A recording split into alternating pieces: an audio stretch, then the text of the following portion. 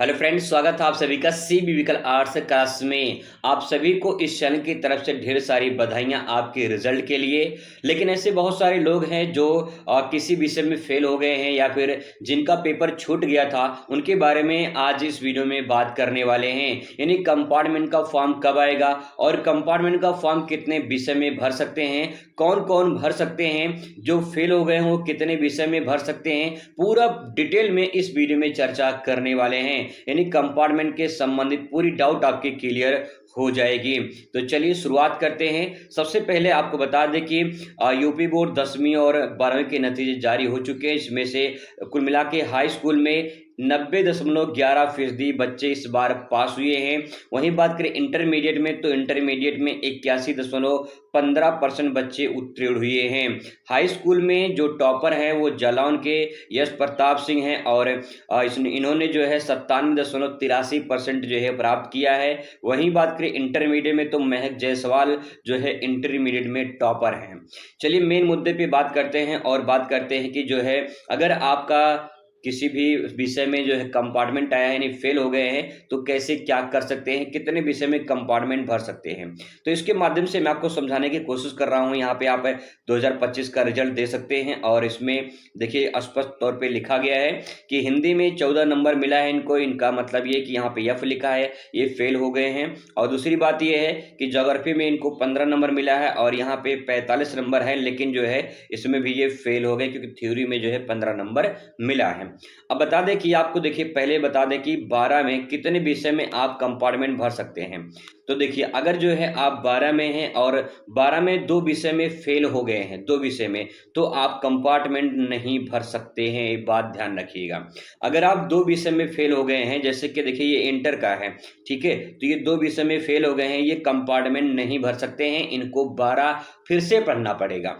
लेकिन अगर आप 12 में हैं और किसी एक विषय में फेल हुए हैं या एक विषय आपका कोई छूट गया है गलती से, तो आप जो है कंपार्टमेंट फॉर्म भर के पेपर दे के पास हो सकते हैं। ठीक है।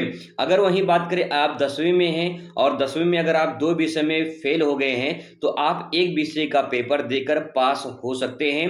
यानी 2 विषय में अगर आप फेल हैं तो कंपार्टमेंट का फॉर्म दे सकते हैं। ठीक है।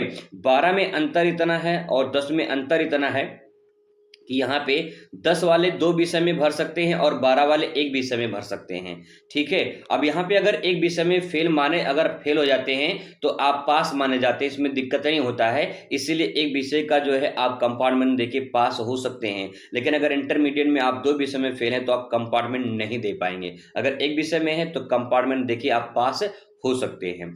ठीक है। अब यहाँ बात करते हैं, जैसे कि आप इस मतलब कि रिजल्ट को देखेंगे तो यहाँ पे देखिए बहुत ही स्पष्ट रूप में लिखा गया है कि यहाँ पे हिंदी में 11 नंबर मिला, इसका मतलब ये फेल हो चुके हैं। और यहाँ पे देखिए एफ लिखा गया है, बाकी सब में पास है। और नीचे दिखा दें आपको कि यहाँ पे आप देख पाएंगे, यहाँ पे लिखा है फेल्ड एंड ई कंपार्टमेंट। ठीक है। तो इसका मतलब ये कि ये कंपार्टमेंट के लिए एलिजिबल है। एक विषय में इंटर में फेल है, इसका मतलब ये कि यहाँ पे लिखा रहेगा ई कंपार्टमेंट, तो इसका मतलब आप कंपार्टमेंट परीक्षा दे सकते हैं। तो यहाँ पे अगर आप इंटर में एक विषय में फेल हैं या फिर आपका कोई पेपर छूट गया है, ठीक है, तब भी जो है आप एक विषय का पेपर देके आप पास हो सकते हैं। ठीक है।